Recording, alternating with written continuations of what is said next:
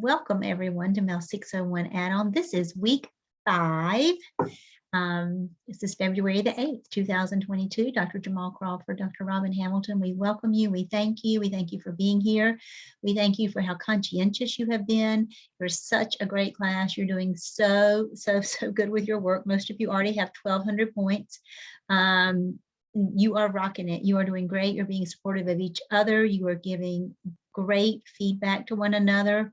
Dr. Crawford, in their peer reviews, many of them are listing each different heading that's in the APSL, and they're giving feedback based on each section of the APSL. And I don't know that I've ever had a class. Well, they're fancy. Or they are very fancy. Fancy. Okay.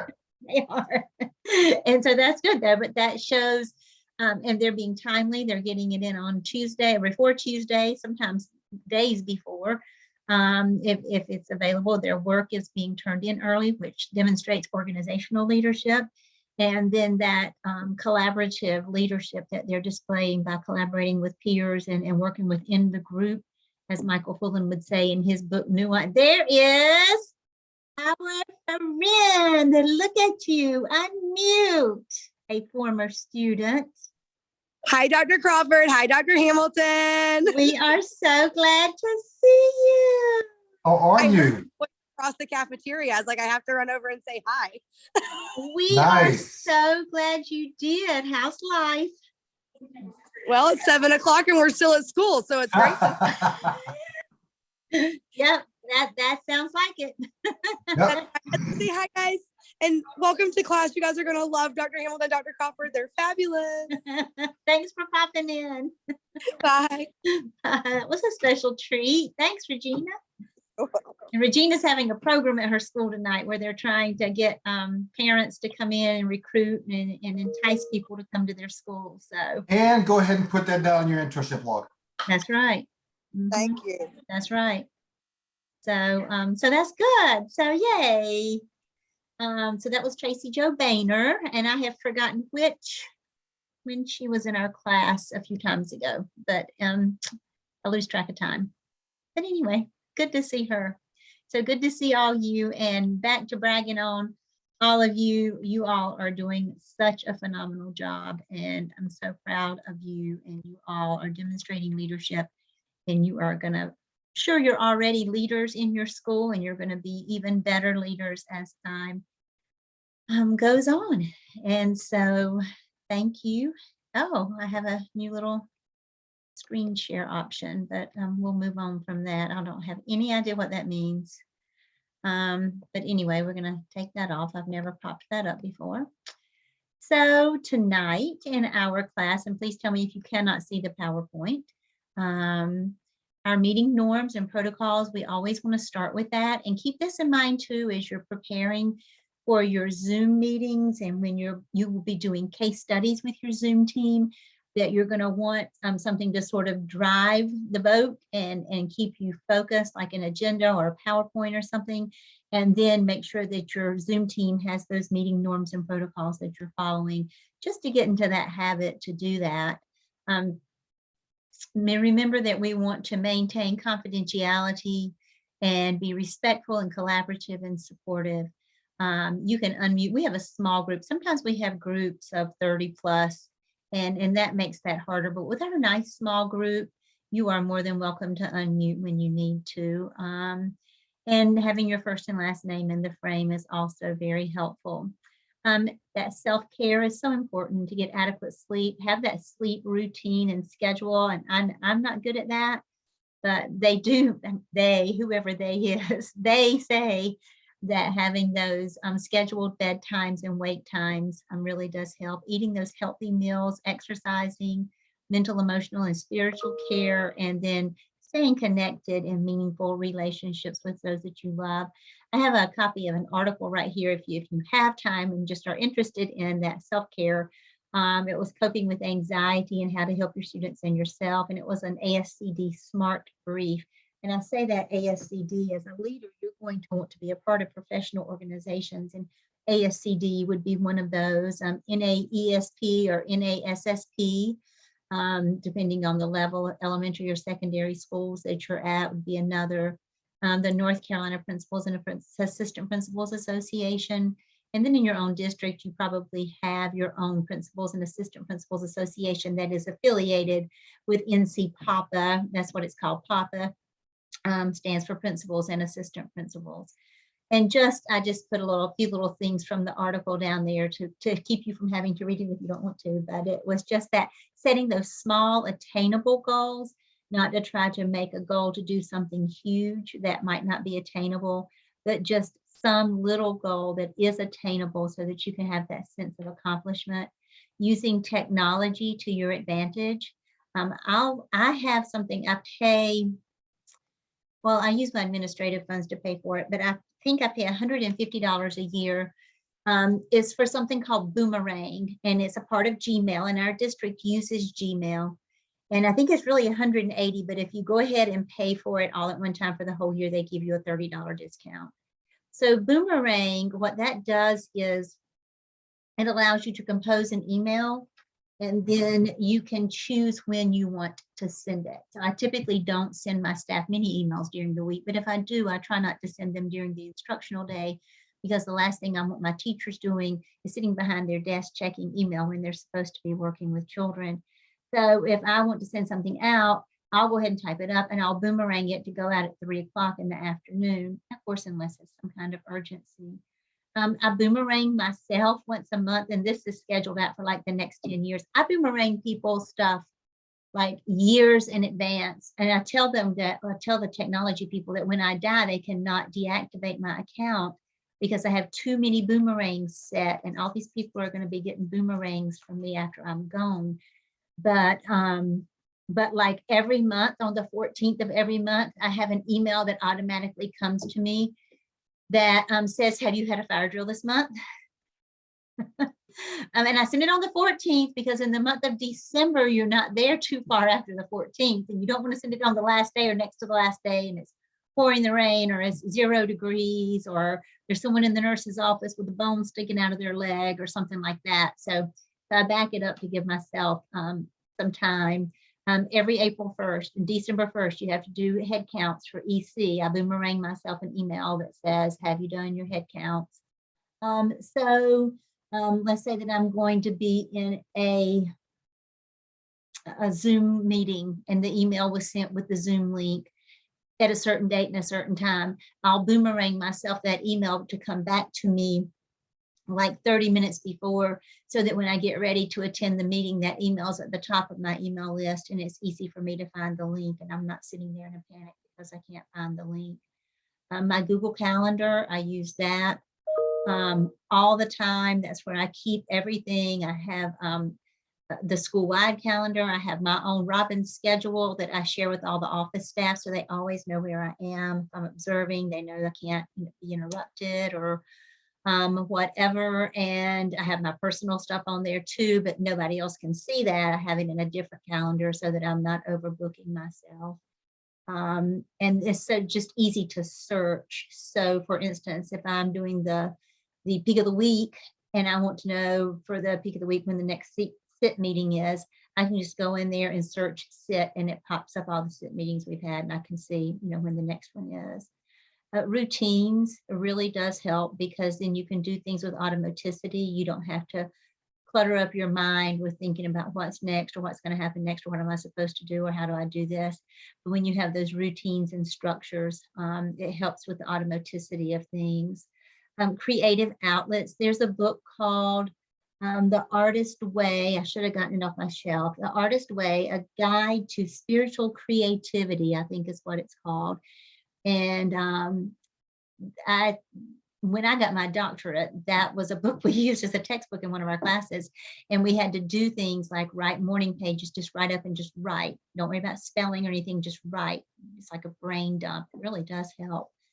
Just going and doing things that you might be uncomfortable doing and doing it by yourself, and just getting yourself out there, or if you like to paint or play a musical instrument or something like that, do that. Being physical, and then being the part of something bigger. And I think in schools we are a part of something bigger, because we are public servants and giving back and giving to our future. in helping to grow and help us to have a better society. But being a part of something bigger than who we are, whether that's charitable or whatever that is. So that sort of, you could have probably read the article faster than you could have listened to all that. So I apologize. So you are already 1/3 of the way complete with this semester. Look at you, you are getting there. It feels like we just started and you're already 1/3 of the way. You're doing great. Keep up the good work. Now, please be reminded that your attendance is based on work submission. If work is not submitted, then you cannot be counted as present. This is a class, as Dr. Lamb has told you, that in theory, you don't have to show up on Tuesdays or Thursdays. Now, we've never had anyone who didn't, and I cannot imagine being successful if you didn't, but in theory, it's all about the work submission and the timely work submission. That pacing must be maintained for small group collaboration and so that your work can get in and get done. This is the work product is the passing of this class, and the attendance is based on work submission. We do have class every Tuesday with the exception of spring break, which is March 14th. And then we'll have 2 more Thursday night coaching sessions on March 3rd and March 10th. If you need any assistance on Thursday nights or any other time, please let Dr. Crawford or myself know. And we're always happy to help. Remember, we are contacting you via Gardner Web. You should have your Task Stream account set up at this time. If you do not, and you do not know how to access it, or you're having a problem, please reach out to Wendy Turbyfield and she will assist you with that. There's her email. And then the items from this evening will be under week 5 for you. Also, if you're still having problems with APA, please go back, study, review, refer to the APA materials that are in Blackboard. You should have a minimum of 901 points. Most all of you already have your 1201 because you submitted your peer review feedbacks. So here's your little quick checklist for task 1 and 2. And you can use this checklist to help guide your Zoom conversation. If you haven't already had it, I know some of you are copying me on emails and you've set it up and done a nice job with that, and that's fine. But your PLC research in task 1 has to have at least 3 sources. In task 2, prompt 1, that most pressing need, the last sentence needs to explicitly state, based on our collaborative data analysis, the PLC determined our most pressing need is because of whatever. The most pressing need has to be something that can be measured with a test score. And then in task 2, prompt 2, once task 2 prompts 1 and 2 are complete, you have to schedule a meeting with your principal leadership team and present those findings. You're not required to do a video. It was highly recommended, but you don't have to. A picture is great. You know, an agenda, the PowerPoint presentation, whatever you have from that. That could go in there, and that will help strengthen that task and prompt for you. And then that last paragraph of task 2, prompt 2, after your visuals and your figures, you just want a brief narrative about that scheduled meeting, and you can add any of those artifacts in there just to say that you presented, and this is just the way that was. And then in task 3, which you have submitted by now, you have 2 research things there. You have the literature review, and you needed at least 3 sources there. And then you had your annotated bibliography with at least 8 sources, not the same of the 3 in the literature review.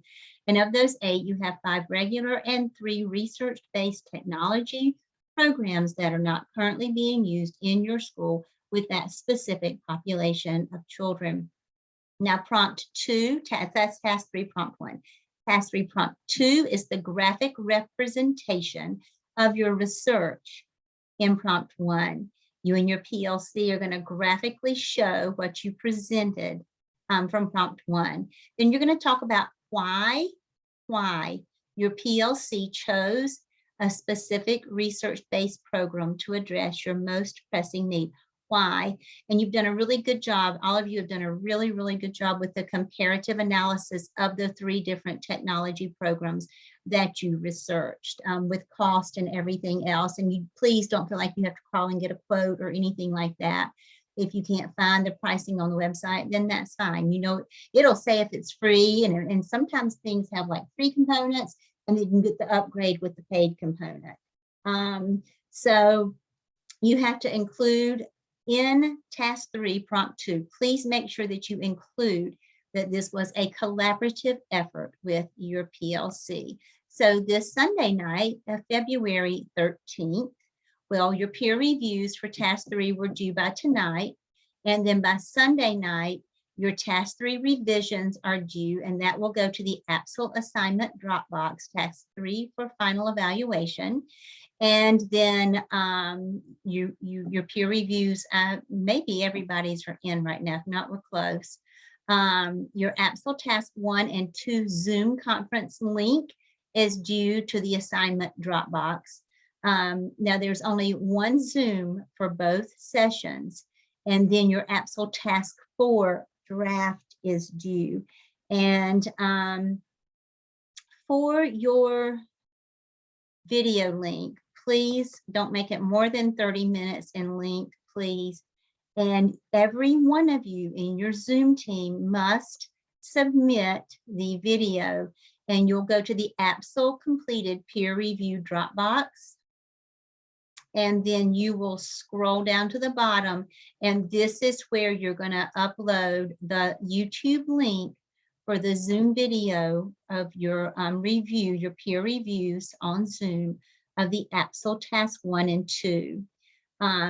Now, each one of you in your Zoom team will have the same YouTube link of your recorded video, and the Zoom master is responsible for making sure that it's submitted to each of the team members. And then each team member is expected to equally participate and discuss the APSL task 1 and 2, and any other things that you may want to discuss about the APSL while you are together and working collaboratively. So that is where that goes. So then your APSL task 3, of course, the draft was submitted before Sunday night, the 6th. And this week, of course, you're getting feedback, and then those revisions will be due on Sunday the 13th. And of course, the peer reviews were due tonight before class.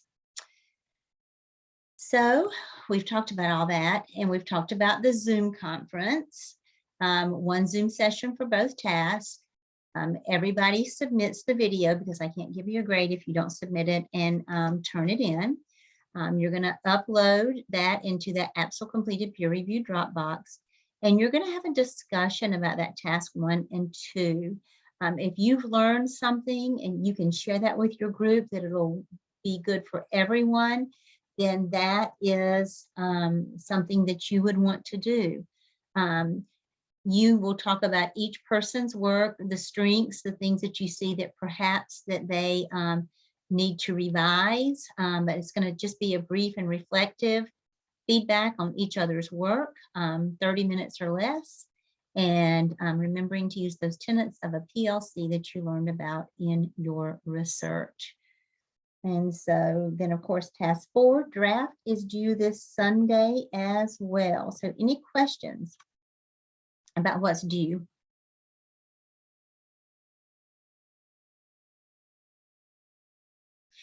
Okay, we're going to move on to task 4, and we're going to talk about that. So this week you're going to do your draft of task 4, and task 4 has 2 prompts. Both have to be submitted in its entirety before the work can be graded. So task 4, prompt 1, you are going to lead the PLC in the research and development of an action plan. So you have your most pressing need. You know how to lead a PLC. That's task 1. Task 2, you have analyzed data, and you've gotten a most pressing need, student need in your school. In task 3, you did research about that need. And now in task 4, what you're going to be doing is creating an action plan. How are we going to fix this need? What are we going to do to make student learning better in this area? And this is just such a natural thing to do, because everybody wants to start doing that in task 1. So this is finally your chance to jump on it. So I know you're excited about task 4. So the first thing that you'll look at is the importance of the action plan, and that has to be research based. So that means that you're going to look up why action plans for learning are important, and that's what, and you'll have citations in there. And so you will, you'll have that there. And then what you're going to do, how that's going to align with student learning outcomes. Then you're going to come up with short-term, midterm, and long-term goals and objectives. And long-term could be in a grade test. Midterm, I mean, this is February. So just sort of think about it in chunks of that frame of reference. Specific, you could also think about it like short-term, like we may be progress monitoring their progress or monitoring their progress twice a week. That could be a short-term goal. That twice a week, we're going to monitor these students' progress to see if they're going in the right direction. Maybe midterm is the end of the third quarter of school calendar year that you're going to monitor again or give them some kind of an assessment to see where they are. And then long-term could be EOG, or it could be the same assessment in the end of April. Specific activities, what exactly is going to happen? What are the activities? What are we going to do that aligns with those goals and objectives to help the children move forward? How are we going to know if they're successful? How are we going to measure that success? You can't just say, oh, I think they're doing better. So how are you going to know? And then clarify roles and responsibilities. Who's going to do what, when? We started a morning tutoring. We had to all do something morning or afternoon or Saturdays in our district. We're doing it in the morning. So one role and responsibility was to save time so that children are not going to get their breakfast in the cafeteria and they're dwaddling around in there and not getting to class until 10 minutes before tutoring's over. They go straight. We started letting cars out at 7:10 instead of 7:15 so we could have the kids in the building at 7:15. And they do not go, the children getting tutored, they don't go to the cafeteria. I have a teacher assistant whose job is to deliver breakfast to the classrooms for those children so that time is not wasted with them getting breakfast in the cafeteria. So those are the kinds of roles and responsibilities. Who is doing what and when? And then you have this section called the formative and summative assessment criteria. Now I put this in red because this is hard to wrap your head around. So for this, formative means, and I know what formative means with students and testing, I know what it means, but for this assignment, formative means the adults in the building and summative means the students. So what will the adults be doing and how do you know the adults are going to be doing it? And what are the students going to be doing and how are you going to know what they'll be doing? So in task 4, prompt 1, your action plan summary has to be displayed in the graphic organizer. Now I'm going to go ahead and pull up the APSL template.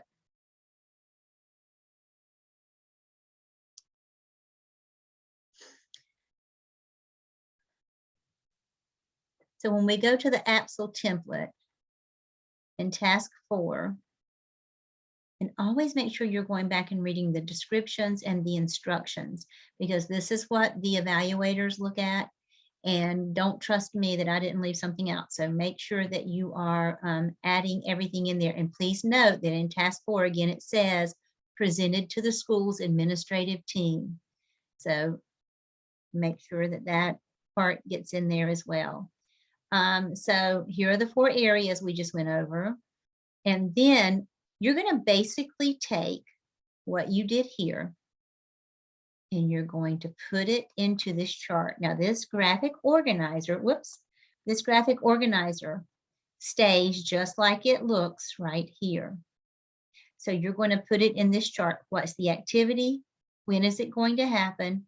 Who's responsible? What do we need to make this happen?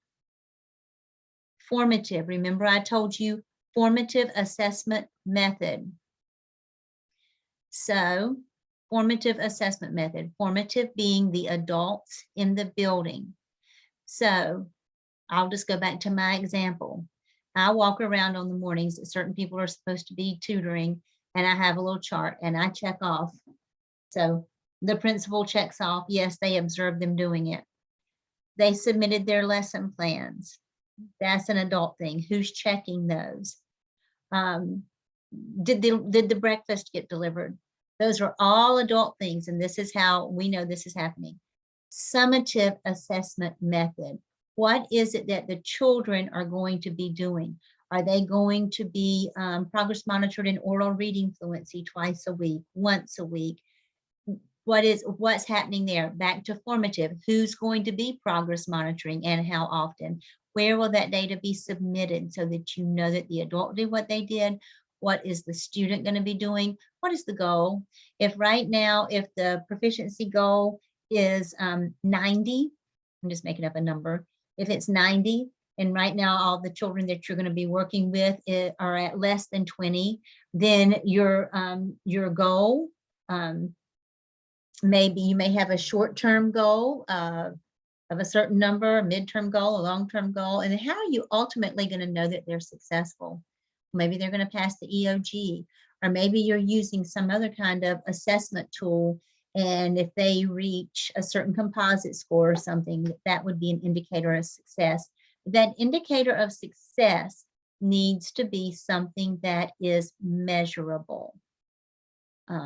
So keep that in mind. Now you're going to see in your template, you're going to see this chart, this next chart right here, this PERT chart. Please take that out.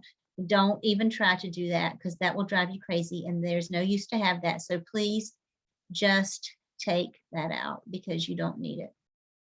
And then in prompt 2, and we'll go back to the PowerPoint for just a minute.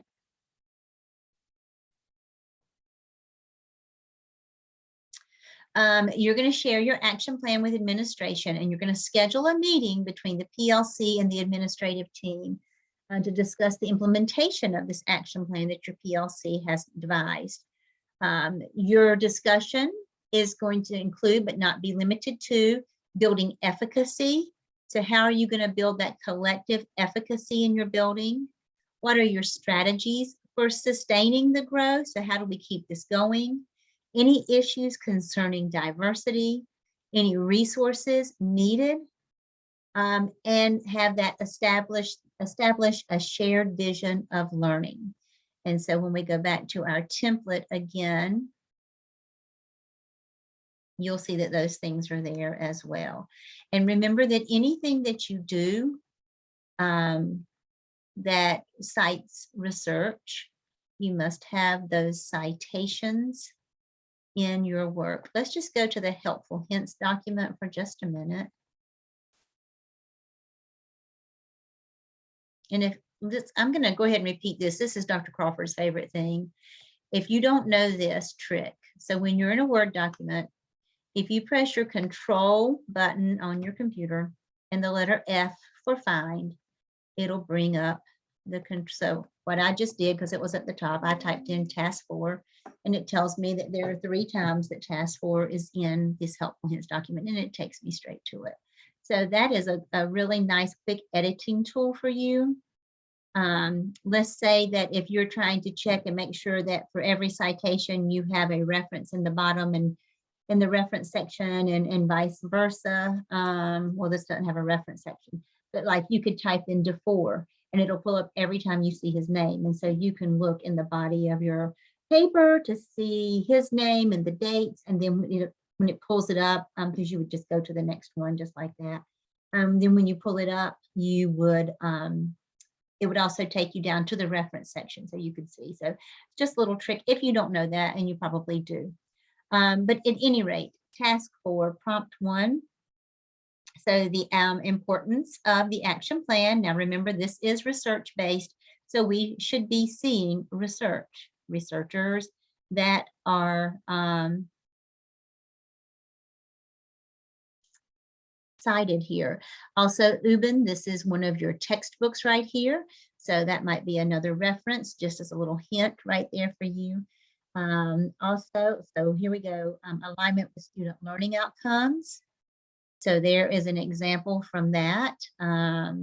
Your action plan has to align with learning outcomes measured by test scores and summative assessments. So narratively explain that in this section. And there is an example of that. The short, mid, and long-term goals, what they are, identify them, and when they're going to be implemented and measured. And make sure that you clearly delineate, this is a short-term goal, this is a mid-term goal, and this is a long-term goal. And so there's an example. And then the activities aligned with the goals and objectives, identify those activities that meet with your short, mid, and long-term goals and the objective for your plan. So there is an example. And then how you're going to know what are your indicators of success. How do you know when you've reached those? What measurement techniques are put into place to help make that determination? And so there's that. And then the clarification of the roles and responsibilities. Who is going to do what and when? What have they been as? Name the people, Dr. Stedman says.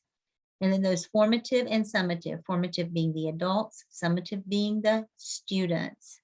How do you know the people assigned to do the what are actually doing what they're supposed to be doing and on time? Are they doing it correctly? Who's monitoring that? And then summative assessments determine if what has been implemented is making a difference. And then there is an example of that. And then there is that chart we talked about earlier. And I don't know if this is a good example or not.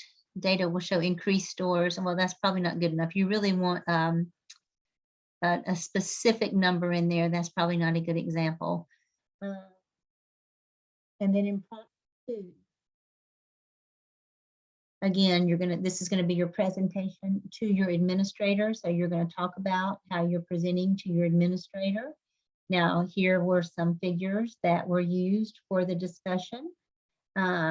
Building efficacy.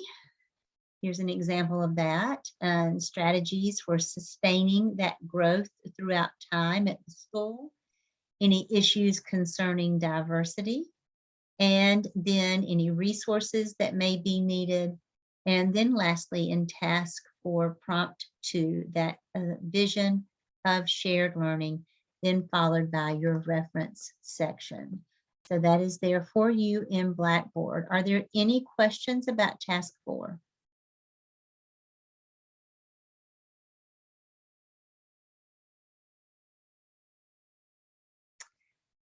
Okay, if no questions about task 4, I hope you all have gotten your competency folio in task stream created. Anybody needs any help with that, if you want to hang on at the end, we will help you with that then. And everyone again should have your task stream account. And so now we're going to move on, and Dr. Crawford is going to talk to us about life and the role of a principal, the evaluator versus the coach, transformational leadership, and situational leadership. Dr. Crawford, tell me if you want any of these, or I think you can probably share whatever you want to do. Yes, give me one quick second, because this one's actually, so in a small school like the one I have, believe it or not, this notion of, actually leave that slide up. This notion of evaluating versus coaching is one that I struggle with. I struggle in that it's a small enough school where unfortunately I don't get an assistant principal. And so I have to wear the role of both coach and evaluator. And I find that oftentimes it's difficult, specifically because in the evaluation part of the job, there are mandates and guidelines set by your district, by the state, that you have to adhere to. And you will find that even in a small school, adhering to those deadlines, for instance, getting all of your first round observations done, of all your BT1s and all you lateral entry folks and all the folks that are on the comprehensive or standard cycle by, October 30th, then for each observation, making sure that you get the conference done within 10 days. You will find that the level of timing and organization that you have to have in order to get that done can be a little tricky. Like I said, I'm in a small school, and I'm not a first-year principal by any stretch of the imagination, but it's something that I struggle with. And yet, the way you grow your teachers, there is not a single research study out there that will suggest to you that evaluating teachers is in any way, shape, or form increasing performance. It's just not. Unfortunately, the way it's set up, it's just a thing that we have to do. You grow your teachers by coaching. And if you look at the model on your screen, you will find that all of your teachers, and if you close your eyes for a minute and think of all the teachers in your building where you are right now, you will find teachers that will fall into either of these four boxes. Whether they are high competence teachers with high commitment, those are your high flyers. Whether they're your moderate to high competence and very variable commitment. So they'll jump in when they want to if it's something that really excites him or her. I know you know some of them. Low to some competence and low commitment. That's the teacher that, let's face it, we're all whispering about. You're trying to figure out if they're going to survive to either October or to February. By the way, anybody know why I mentioned those 2 months specifically? I'll give you a hint. New teachers.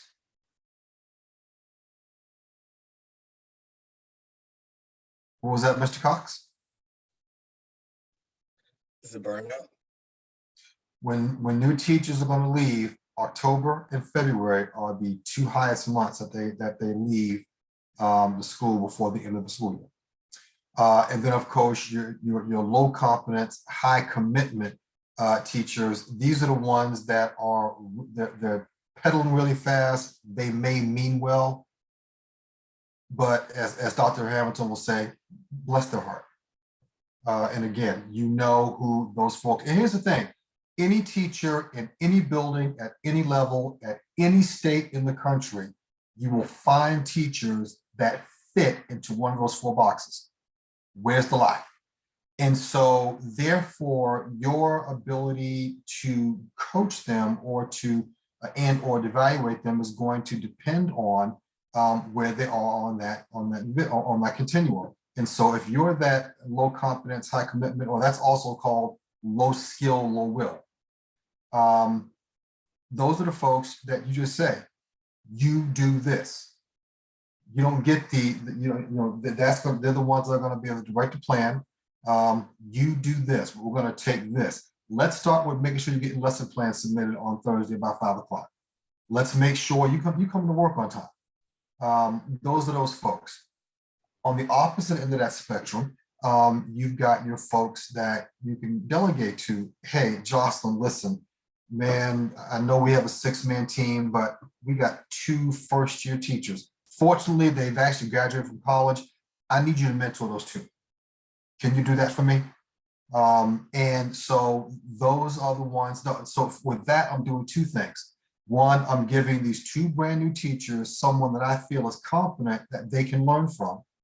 And I'm also giving Jocelyn the opportunity to go in and mentor 2 teachers. Now, our relationship has to be such where I can set it and almost forget it. So I'm going to trust her to make sure she's meeting with them monthly, if not more in between. I'm going to trust her to show, hey, this is A, how we do lesson plans here, and B, this is how we set them up.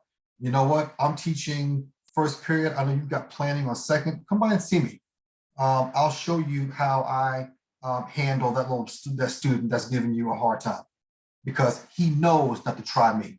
As a matter of fact, I'm going to show you how to jack Stephen up on when you come see me. Okay, he got the right one today. I'm going to show you how to do that. Those are those teachers where you can delegate. Now, even those teachers in yellow, and in many cases, depending on the relationship you have with that teacher, you can support them by giving them that last little bit of, hey, this is where you need. These are the ones I often find that complain to me that are always getting proficient. Well, Dr. Crawford, I told my lesson plans in on time. Yeah. And I gave you 3 or 4 pieces of feedback on these lessons. Did you happen to read that before you taught this lesson today? Those are the ones that you're working with to move from good to great. Now, sometimes you can be directive with those folks. Sometimes you can say, here, you know what? Here are a couple of things. You pick which one you think might want to work. And I'll put this observation aside. I'll come back and see you again when you're ready to implement these changes, and we'll see where we are. You may want to support them by giving them more opportunities. Instead of giving them 2 teachers to mentor, you may give them 1. And then again, the folks that are directing and coaching, those are the folks where you just have to make sure that you're being very direct. But again, the idea is through the evaluation lens, that's that box that you have to check off. It is 115C 325. I forget what the evaluation subgroup was, but evaluation is that checkbox to make sure that the folks are at least meeting basic competent levels. It's when you coach them is when you figure out where they are in this range, and it's when you are offering that one-on-one support. So one of the things I like to tell teachers, especially new teachers, is that if it's obvious to you, it's obvious to me. That's one of the most common pieces of advice that I get, and I can never forget a 9th grade English teacher that I evaluated. And the lesson was how to recognize compound sentences. Fairly straightforward English 9 lesson. Well, 15 minutes into the lesson, she figured out the kids didn't know what a simple sentence was. And the thing was, it was all over her face. She knew it. I could almost see the look on her face.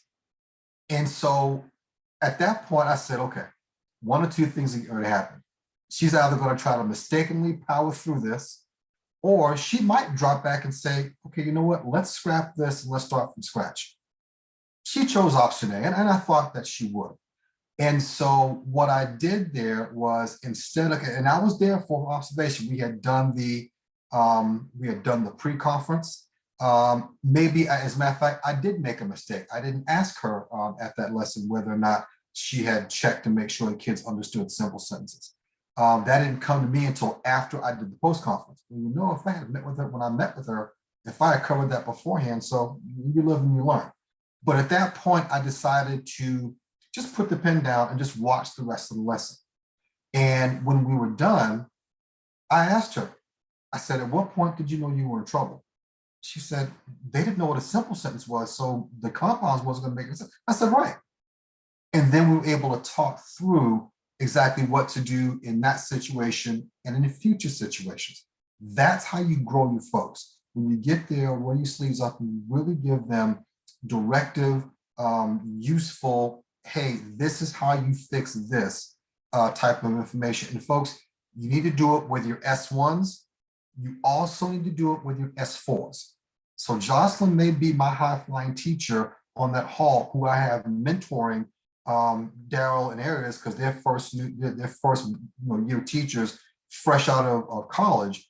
But when I observe her, whether it's a full observation because it's a licensure year, or whether it's that snapshot that I'm doing right before winter break, you need to be able to give that coaching advice to your high flyers, your S4s as well. Okay, so evaluation is something that you have to do. Coaching is something that you need to do to make sure you grow all your teachers. And that's the difference between the 2. Dr. Hamilton? Oh, questions, anybody? I'm sorry. I have a question. Yeah.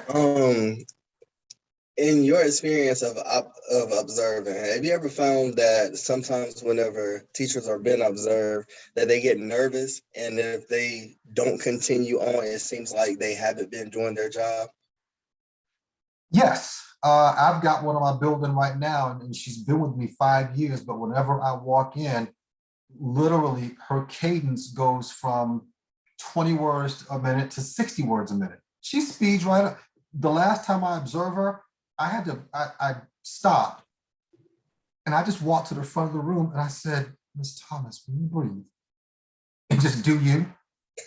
And then I went and sat back down because I knew it kind of threw her off. So yes, and those are the things that you just feel out. You feel out those teachers that legitimately get nervous, and one of the things that you want to do is I've never been that guy that I want either teachers or students to feel intimidated when I walk into the room, which is why I'm in rooms every day. So my kids, when I walk in, I'm background noise. Now, for those of you in middle and high schools, one of the best moments of your lives is when you sit down behind that middle school student and you know that kid, he's going to be that Steve, and that's going to turn around and he's going to carry on a full-fledged conversation with you, given all the tea. Oh, he's only nice because you in here, right? Because by now he'd have been screamed at Daryl like 5 times because Daryl get on his nerves. Now I ain't gonna front. Daryl do be cutting up, but he ain't got to scream at my boy like, I mean, you're carrying on a full-fledged conversation because they don't care. Middle school kids can be lethal when they are talking about you if they believe you're not genuine enough. If they don't believe that you're genuine. But yeah, it happens from time to time. You'll learn to kind of feel that because it's different from teacher to teacher, and you'll know whether or not it's a difference because they're legitimately nervous, like a first year or a lateral entry teacher is, where you want to step a little lightly. And you'll also know that those teachers that are nervous because they got caught slipping. And then you got to have that conversation too. Okay. I know that in my school, some of the teachers, no matter if they've been there for a while or not, they always get nervous whenever admin comes to observe. They're only calm whenever it's a peer observation. And I know that there are schools out there like that. I've just never subscribed to that. It just, to me, was counterintuitive. I was never afraid as a high school teacher in one of the largest high schools in the state at the time when I was being observed. So I just never felt the need to make anybody that nervous. I want you to do your best. It's in my best interest that you're on your game so my kids can learn, so my kids can get scores, so I look good. At the very least, that relationship needs to be reserved. But I've never subscribed to wanting people to be nervous or afraid, again, when I'm in buildings, whether teachers or kids. And I think Dr. Crawford's right. When you're in and out of classrooms all the time, they're used to you. You know them. You know their teaching, and especially if you give them a lot of feedback, positive feedback about the good things that you're seeing. And then I think too, in schools that have high administrative turnover, I think that can exacerbate that feeling of uneasiness because they're not really comfortable with the administrator. And now what's this guy going to be like? I've been at my school for 15 years, and some of my teachers I had at my first school. So I've had some of my teachers for more than 20 years. But you know, I already know what the lesson's going to look like, and they already know what I'm going to say about it. So. Right. Daryl, you had a question? Yes, I have a question for both of you. So this week I'm supposed to start like doing observations, and I have like a few teachers that's like 30, been in there like 30 years or so. Do you do pre-conference with them, or are you just like, how should I handle that? Should I go through the process of doing a pre-conference and go through? So yes, and I'll tell you why. Because that 30-year teacher, if it's her licensure year, they're going to be on the standard cycle. And therefore, that at the very least, that first observation, you're going to have the pre-conference. Okay. In this case, at the very least, if they're not in your same department, you know, just to give you some background, you know, so like I said, the only time pre-conference observations are, or pre-observation conferences are mandatory is on that first announced observation, and you only see those on a comprehensive or standard cycle. But let's say you're an elementary school person and your first job is at a middle or high school. You may want to get some background knowledge. Hey, can you just give me a heads up on the lesson you're teaching? That gives you the opportunity to go back and look at the standard, go back and look at the unpacked documents, so that when it's time for you to look at that lesson, you will come in at least with some knowledge of what the state says it's supposed to look like. And then you can match that against what you saw. Okay. Thank you. I have a question. All Yeah. right, Mary. Hold on. I'm in the house now. I can turn my camera on. Hold on. Okay, so here's my question, and it's kind of a twofold question. And when I was in my youthful teaching days, I had an observation, and I got reprimanded for it because I told the kids, my kids are normally like upbeat and participating, and they'll answer questions. And instead of me freezing, they froze. They wouldn't answer a question. They didn't do anything. And I told them, I said, okay, I need y'all to pretend as though they're not here. They're not here for you. They're here for me. And I got reprimanded for that because she said that it was rude and I should never say anything like that to the kids. And that's one situation. The opposite situation is I have recently someone in my school who comes in to assist with my EC cluster. And she came to me and she says, I'm being observed. What should I do? I said, be yourself. I said, don't do it. She bribed the kids and said, oh, if you're good, I'll give you a pizza party on Friday. And I was floored by that because I said, so basically they're being people that they normally aren't. I said, and basically what's going to happen is, it says, when he looks at their numbers for the kids that you support, their numbers are going to not match what you did during your observation. So, I mean, how do you all feel about those two situations? Because like I said, I didn't think I was wrong in the first situation with me, but I kind of felt like she was skewing her own data in that second situation because you bribed the kids. Of course they're going to behave. I will tell you this. First of all, the NISA's observation document is designed to capture things not necessarily in the observation at that time. So if I'm walking past Miss Rhodes' classroom, and on Monday they have her tied to her desk, on Tuesday they have her locked up in the closet, on Wednesday they locked her outside of her own classroom when they came in from recess while they ate her ice cream out of her little classroom freezer. And on Thursday,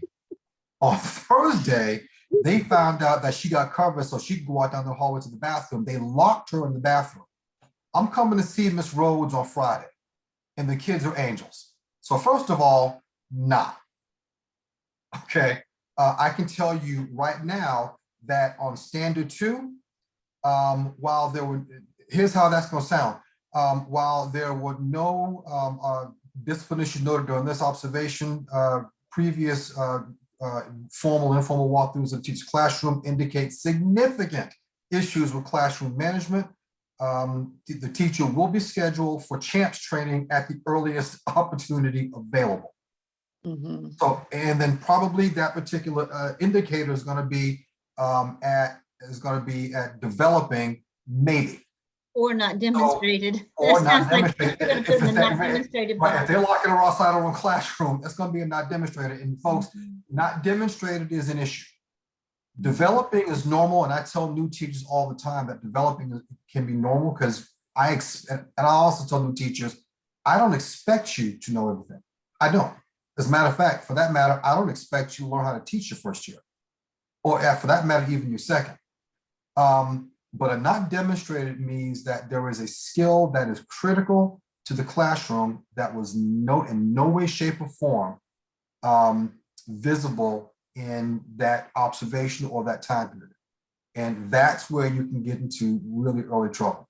Secondly, Ms. Henderson, the other thing I would say is most administrators are going to pick up on that if they are in tune with their school. So just like I know that Miss Rhodes' class is, the inmates running that asylum. Most administrators, especially if they're experienced and have been at this school more than a couple of years, are going to be in tune to that teacher that, like you said, threatened them to within an inch of their life. Now, as a teacher, and then going back to what Stephen asked about earlier, then you also just simply have to be in tune to your teachers in general, because I can still remember back to my second year teaching, 5th period, US history. I hate those little S's to this day. Of all the high school children I taught at Independence High School, that group of 34 kids, we just did not vibe. But I will tell you this, whenever I got observed, they found themselves. I didn't have to threaten them. They just found it. So I guess I established enough of a relationship with, because, and then inevitably they would always ask me a couple of days later, hey, Crawford, what you want? Hold on, you get a good report? Yeah, it was all right. And then we back at it again for the next 5, 6, 7 weeks. So, but again, part of that is knowing your teachers, and then also part of that is the culture of your school. So if the principal's buying that, Ms. Henderson, I would say that's an adult problem on the administrative end, not the teachers. Okay. Can I say something real quick? For your first one, I don't know if we're supposed to do this, but I'm gonna tell you what I do. So I teach kindergarten, and my kids already know that I say that I have cameras in there just because whenever I have a sub, I tell them I can see everything. So whenever I have an observation, I tell them they're not coming to see me, they're coming to see how much they really know, because they were supposed to be learning all year. So whenever I'm getting observed, they do what they normally do because I do what I normally do. And then that way, they're not afraid because I'm not afraid. And then they know that they're going to ask them, so what are you doing right now? But my students respond and say, I can't talk to you because I'm working. I like that though. I like that. Because I know observations have to be done, but for the kids, I don't know. So for some kids, and I won't say all kids, but some kids, it's just, it disrupts their whole situation. And not so much as when one person come in, but me being in elementary, when I was in elementary school, we would have 4 or 5 people come in. You might have the whole instructional leadership team come in and people from the county. And I'm like, why are there So and it can be disrupting, but that's where that relationship between the teacher and the students comes in. He's got his kids trained. I can't talk to you, I'm working. There is nothing wrong with the teacher saying, look, there's going to be people in and up out of here all day, all year. Your focus is on me. I don't care who's in the room. I don't care and I don't mind teachers saying, I don't get the principals in the room. Your focus is always on me. And you remember our rules. Okay. And it's the administrator's job or the administrators, plural, or observer's job to understand where they are with that. That's all. Yeah, I appreciate it. But so I've learned from it. I promise you, I have. Like now it's, so-and-so can teach, but they got a little bit of classroom management problem, because I'm probably the one on my team who's mentoring the 2 teachers that we have. Gotcha. And every day one of them wants to quit. And I'm like, you can't just give up. I told them, I said, get your kids under control. And it's always they have more behavior issues than I do. And so the principal says, well, can you help them along? No, I put the fear of God in them. That's like, they don't misbehave in my class. They take me more seriously. And I don't know if it has to do with just classroom management. I think it has to do with age as well. I think that plays a factor as well, because I'm older than everybody else on my So team. you've got to tell that teacher that they have to find their voice in their look. Yeah. And also tell them that that takes time. Yeah. Oh yeah. That's what we talk about. I said, it does not come overnight. It really does not. I said, because I prayed when I first started teaching middle school, God, let me not choke somebody's 11-year-old. Because these children are disrespectful and rude. Oh yeah, So yeah, but we come along. But I appreciate the feedback. no problem. Nari, if it helps, have them study this concept called conscious discipline, because that's what I do in my classroom. And you don't have to physically touch children with conscious discipline. It's really talk therapy. And that should work out a little better. Okay. All right. I will look that up. All right, well, you all have a great evening, and thank you again for joining us this evening. And please remember that for this week, this coming Sunday, what you have to do is your final. Your microphone sounds muffled, Dr. Hamilton. Do Your what? microphone, there you go. Your microphone was muffled. Okay, thank you. So I'm sorry. So remember that for this coming Sunday, February 13th, you have your final task 3 to submit. And then you have your draft of task 4. You also have your Zoom of your task 1 and 2. Peer feedback that you'll be giving each other. And then the following week, week 6, on the 15th, you'll have your task 4 peer review. That's Tuesday. That's due. And then on the 20th, you'll have your task 4 revisions and your task 5 to turn in on the rough draft for that. And there are only 5 tasks in the APSL. So you're up to the end of the APSL already. So good for you. You're getting there and you're doing great work. And thank you again for joining Dr. Crawford and myself this evening from MELS 601 add-on, week number 5, February the 8th, 2022. Call us if you need us and have a great evening.